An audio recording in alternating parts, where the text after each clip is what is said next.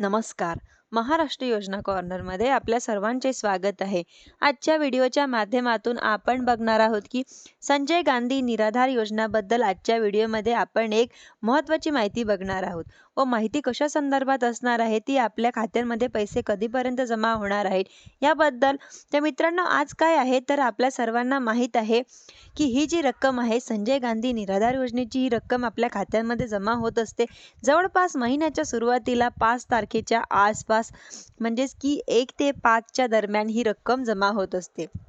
बऱ्याचशा जणांच्या खात्यांमध्ये ही रक्कम त्या दरम्यान जमा होते. काही जणांच्या खात्यांमध्ये ही रक्कम केव्हा जमा होत असते याबद्दल आपण आजच्या व्हिडिओच्या माध्यमातून बघणार आहोत. तुम्ही जर माझ्या चॅनलवरती पहिल्यांदा आला असाल तर माझ्या चॅनलला लाईक, सबस्क्राईब आणि शेअर करायला विसरू नका, जेणेकरून असेच महत्त्वपूर्ण व्हिडिओ तुम्हाला पुढे देखील मिळत राहतील.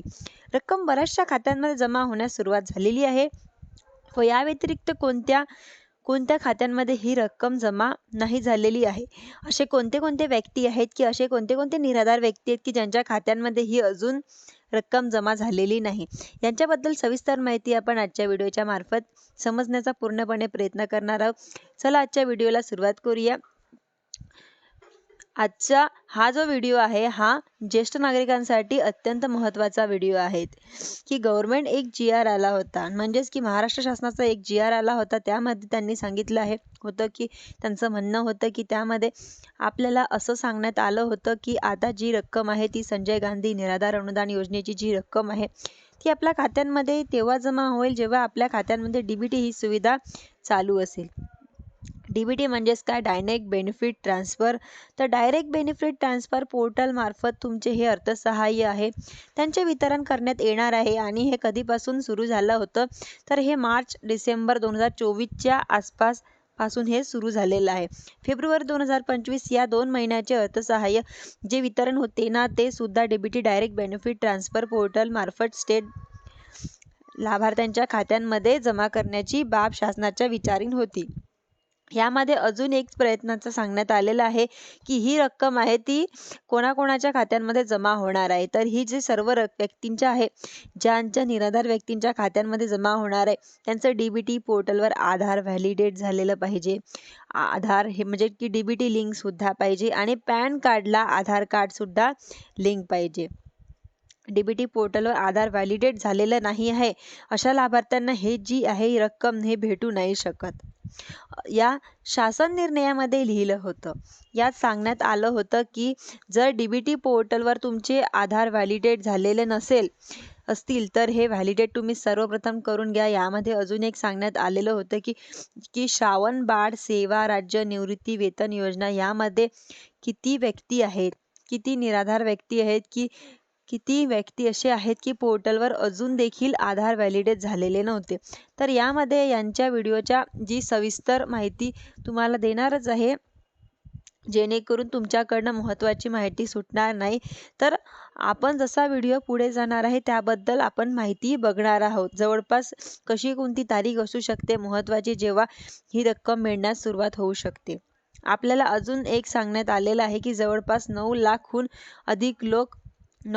अधिक लोक या लाभना जी योजना आहे, 10 लाखहून अधिक आधार व्हॅलिडेट झालेले एकूण 19 लाख लाभार्थी आहे. जानेवारी-फेब्रुवारी 2025च्या 2 महिन्याच्या DBT पोर्टलवर थेट बँक खाते जमा करण्याची ₹610 कोटी एवढा निधी आवश्यकता होती व हे डायरेक्ट बेनिफिट म्हणजेच की डायरेक्ट DBT पोर्टल मार्फत तुमच्या बँक खात्यांमध्ये जमा झालेली आहे. बरेच जणांच्या कमेंटच्या मार्फत आपल्याला कळाले की तुम्हाला अर्थसहाय्य तुमच्या खात्यांमध्ये जमा झालेले किंवा नाही आहे. कमेंटच्या मार्फत कळू शकता की तुम्ही हा व्हिडिओ कुठल्या जागेवरून बघत आहे, तुम्ही कुठे आहात, म्हणजेच कुठल्या गावांवरतून आहे व तुम्हाला हे पैसे योजनांचे लाभ हा मिळालेला आहे किंवा नाही व कोणत्या महिन्यापर्यंत मिळालेला आहे. निराधार योजनेची रक्कम आपल्या खात्यात जमा होत असते, तर तसं न झाल्यास महिन्याच्या सुरुवातीला ही रक्कम खात्यांमध्ये जमा होत असते. एकाच वेळी सर्वांच्या खात्यांमध्ये जमा होत नसते. रक्कम कशी जमा होत असते की म्हणजेच की बऱ्याचशा वेळेस आपल्याला कमेंटच्या मार्फत कळतं की आज जिल्ह्यांमध्ये ही रक्कम जमा झालेली आहे, उद्या काही जिल्ह्यांमध्ये ही रक्कम जमा झालेली आहे, परवा काही गावांमध्ये ही रक्कम जमा झालेली आहे, जमा होण्याची आहे. कालावधी आहे हा काही दिवसांत बदलत असतो. तसेच एकाच वेळेस सर्व ठिकाणी ही रक्कम जमा होत नसते. याची जी रक्कम आहे ती टप्प्याटप्प्यानेच आपल्या खात्यांमध्ये जमा होत असते.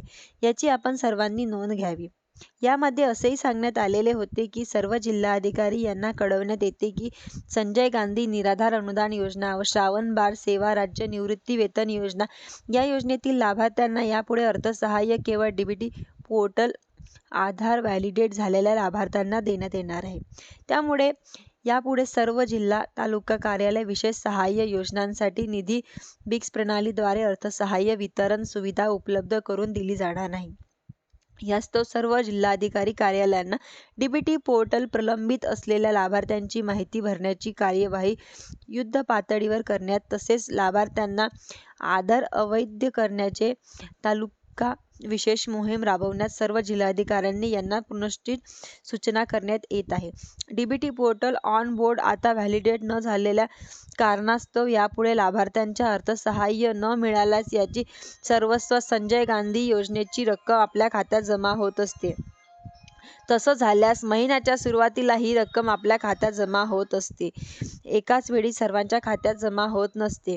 रक्कम ही कशी जमा होत असते म्हणजेच की बऱ्याचशा जे लाभार्थी आहे त्यांना कमेंटच्या माध्यमातून कळतेच की आज कोणत्या जिल्ह्याला जमा होणार आहे तर उद्या कोणत्या जिल्ह्याला जमा होणार आहे. आणखी एक म्हणजे की जे लाभार्थी लाडकी बहीण योजनेचा लाभ घेत असतील तर त्यांना संजय गांधी निराधार योजनेचा लाभ मिळू शकणार नाही.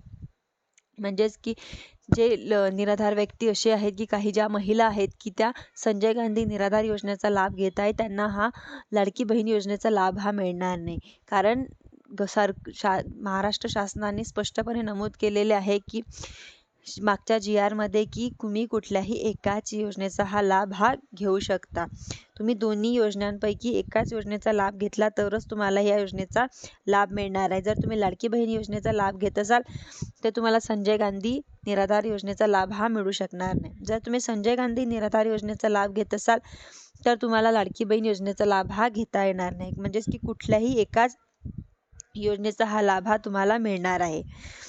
आपल्याकडे आधार व्हॅलिडेट झालेलं नसेल तर आपल्या खात्यांमध्ये ही रक्कम येणार नाही. आणि वरील प्रमाणे लाभार्थ्यांना अर्थ सहाय्याचे वितरण डीबीटी पोर्टलद्वारे करण्यात येत आहे. GR सुद्धा आलेला आहे. आपण एकदा महाराष्ट्र गव्हर्नमेंटच्या वेबसाईटवर जाऊन GR ची माहिती समजून घ्यावी. फेब्रुवारी महिन्यामध्ये GR आलेला आहे. यामध्ये सांगण्यात आलेले होते की त्याचप्रमाणे बऱ्याचशा जणांना वितरण म्हणजे की रकमेचे जे झालेलं आहे. अशा नवीन माहितीसाठी तुम्ही आमचं जे चॅनल आहे की म्हणजे महाराष्ट्र योजना कॉर्नर या चॅनलला लाईक सबस्क्राईब शेअर करायला विसरू नका. जेणेकरून पुढे देखील असे नवीन अपडेट्स व माहिती तुम्हाला माझ्या चॅनलच्या माध्यमातून सर्वप्रथम बघायला मिळणार. धन्यवाद.